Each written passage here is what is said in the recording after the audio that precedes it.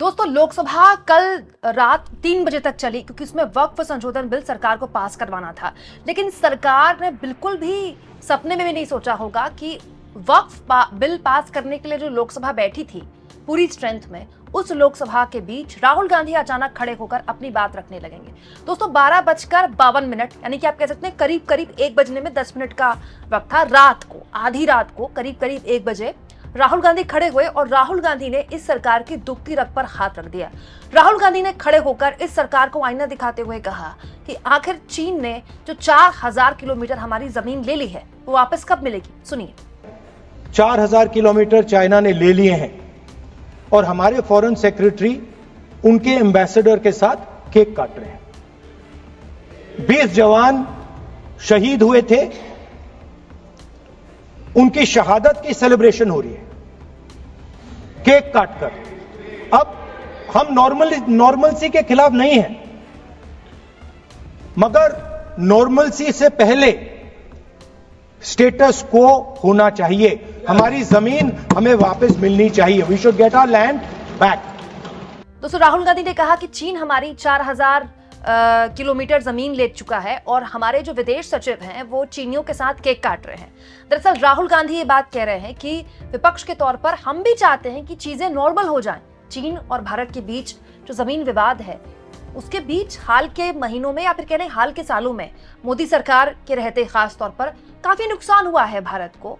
गलवान हमारे सामने हुआ, हमने उसमें बहुत कुछ खोया। मतलब राहुल गांधी ने ही बोला कि हम नॉर्मलसी के लिए तैयार हैं, हम भी चाहते हैं कि चीन और भारत के बीच संबंध अच्छे हो जाएं, पहले जैसे हो जाएं, लेकिन हमें यह भी तो समझना होगा कि जो जमीन उसने हमसे ली है पहले वो वापस तो कर दे। नॉर्मलसी तो तब होगी ना जब पहले वाली जो स्थिति थी हम वहां तक आए, मतलब वो आगे आ चुका और वहां से हम नॉर्मलसी करेंगे। तो क्या हम अपनी जमीन उसको दे रहे हैं? दोस्तों, आगे राहुल गांधी ने कहा कि मुझे ये भी बहुत चिंता का सबब है मेरे लिए कि प्रधानमंत्री और राष्ट्रपति चीन को लिख रहे हैं, चीन को चिट्ठी लिख रहे हैं। तो ये मेरे लिए बहुत परेशान करने वाला है कि क्या चीजें सामान्य हो गई कि आप चिट्ठी वगैरह आपने कम्युनिकेशन शुरू कर दिया है। It has also come to my notice that the Prime Minister and the President have written to the Chinese. We are not finding out from our own people. It is the Chinese ambassador who is telling the people of India that the Prime Minister of India and the President of India have written to them. Foreign policy is about managing the external countries. You have given China 44,000 square kilometers of land. On the other side, our ally suddenly decides to impose tariffs on us, 26%, which is going to completely devastate our economy. Our auto industry, our pharmaceutical industry, they're all on the line. Agriculture. So I'm wondering, somebody once asked Indira Gandhi ji, in the matter of foreign policy, do you lean left or do you lean right? And Indira Gandhi ji answered, I don't lean left or right, I stand straight. I'm Indian and I stand straight. And the BJP and the RSS have a different philosophy. When asked, do you lean left or do you lean right? They say, no, we bow our head right in front of every foreigner that comes in front of us. Sir, this is something that is in their culture, it is in their history, we know that. But we would like an answer from the government of India. What are you doing about our land? And what are you going to do? दोस्तों, राहुल गांधी जो बात बोल रहे हैं, चाहे उन्होंने आधी रात को बोली हो, लेकिन उस बात पर हमें बात करनी चाहिए। दोस्तों, ये सरकार विश्व गुरु लेवल की सरकार है। इस सरकार के जो नेता हैं वो विश्व गुरु लेवल के हैं। उनसे बात करे बिना दुनिया में कोई बड़ा नेता फैसला नहीं लेता। वो फोन पर वॉर रुकवा देते हैं। यही बात हमको पिछले कई सालों से रटाई गई, इस नाम पर वोट मांगे गए। लेकिन कितनी अजीब बात है कि इस पूरे के पूरे मुद्दे पर, खास तौर पर चीन के मुद्दे पर, यह सरकार ऐसे मुंह में दही जमा लेती है कि इस सरकार के मतलब जुबान से चू नहीं निकलती।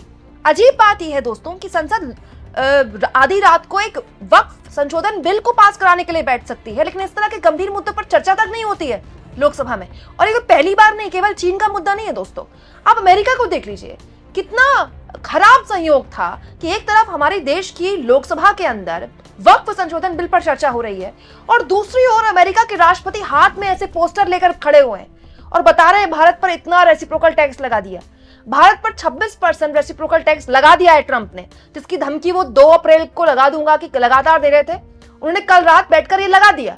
एग्जैक्टली उसी वक्त हमारे देश की संसद किस बात पर बैठी हुई थी? वक्फ संशोधन बिल पर। सारे कामकाज छोड़कर लग रहा है कि सरकार ने बस इस बिल को कैसे पास करवाना है इसके पीछे अपना पूरा जोर लगा दिया, जो कि वो लगा सकती है क्योंकि उसके पास स्ट्रेंथ है। लेकिन बड़ा सवाल यह है दोस्तों कि जब भी विदेश नीति को लेकर कोई बात आती है तो ये सरकार मौन क्यों हो जाती है? एग्जैक्टली पिछले लोकसभा सत्र में आपको याद होगा, हाथों में हथकड़ियां और पैर में बेड़ियां बांध कर भारतीयों को भेजा जा रहा था अमेरिका द्वारा, और संसद के अंदर जयशंकर को जवाब देना पड़ गया था। काफी हंगामा हुआ था। तो संसद के अंदर जयशंकर ने कहा था कि हम अमेरिका से बात करेंगे कि ऐसा वो दोबारा ना करें, जब दोबारा से कोई प्लेन भेजें तो इस तरह से जो हरकत है जो भारतीयों के साथ की गई उनके साथ ना की जाए। लेकिन क्या हुआ, उसके बाद तीसरा प्लेन आया, उसमें भी ऐसे ही हाथों में हथकड़ियां और पैर में बेड़ियां थी। इनफैक्ट प्रधानमंत्री नरेंद्र मोदी अमेरिका दौरे में थे और मोदी को बगल में खड़े करके ट्रंप उनको टैरिफ के मामले में लगातार सुना रहे थे। और तो और दोस्तों, अमेरिका से मोदी वापस आए नहीं थे कि तीसरा प्लेन आ गया था। मोदी अमेरिका पहुंचे नहीं थे कि रेसिप्रोकल टैक्स का ऐलान कर दिया था ट्रंप ने कि मैं 2 अप्रैल से रेसिप्रोकल टैक्स लगाऊंगा। उसके बाद हमारे वाणिज्य मंत्री अमेरिका जा चुके हैं। किससे मुलाकात की, क्या बात की, आज तक नहीं बताया पीयूष गोयल ने।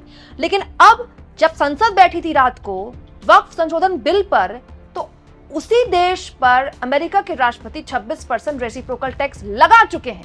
लेकिन हमारी संसद के लिए प्राथमिकता क्या है, या फिर ये कह ले कि हमारी सरकार के लिए प्राथमिकता क्या है? हमारी सरकार के लिए प्राथमिकता है वक्फ संशोधन बिल पास कराना।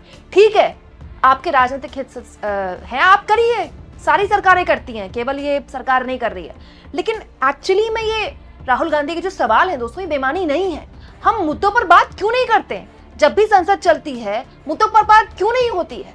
दिन रात सुबह शाम इस देश में पिछले 10 सालों से केवल हिंदू मुसलमान की डोज दी जा रही है। अब मैं तो कल से लोकसभा में सारे बीजेपी के सांसदों की बहस सुनकर मैं तो कई बार मैं भावुक हो गई। बीजेपी के सांसदों को मुसलमानों की कितनी चिंता है। ये वही पार्टी है जिसकी डबल इंजन सरकार में मुसलमानों को अलविदा नमाज में खुले में नमाज पढ़ने पर रोक लगा दी गई। और तो और दोस्तों, ये वही पार्टी है जिसमें ये कहा गया, जिसकी डबल इंजन सरकार में, कि अगर आप खुले में नमाज पढ़ेंगे रमजान के अलविदा जुम्मे के दौरान तो आपका लाइसेंस ले लिया जाएगा, आपका पासपोर्ट ले लिया जाएगा।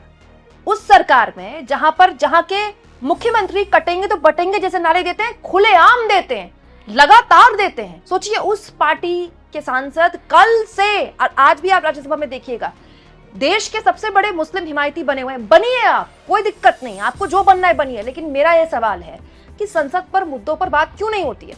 जिस विदेश नीति के नाम पर प्रधानमंत्री रहते हुए मोदी ने वोट मांगे, जिस विदेश नीति के नाम पर दिन रात गोदी मीडिया में पिछले 10 सालों से चला कि डंका बज गया, विश्वगुरु बन गए, अमेरिका में मोदी मोदी, यहाँ मोदी मोदी, वहां मोदी मोदी, वो एक्चुअली जमीन पर कैसे गिरी है ट्रंप के आने के बाद, इसके बारे में कोई चर्चा नहीं होती।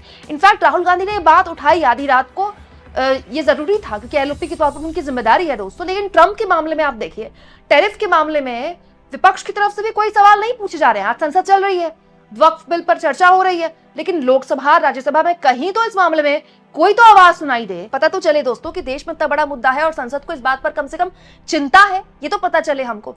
आप इस मुद्दे पर क्या सोचते हैं कमेंट बॉक्स में जरूर लिखें, और जितना हो सके चैनल को शेयर करें, सब्सक्राइब करें, और थैंक्स और ज्वाइन के ऑप्शन से अगर आप चाहें तो कुछ आर्थिक मदद भी चैनल की जरूर करें।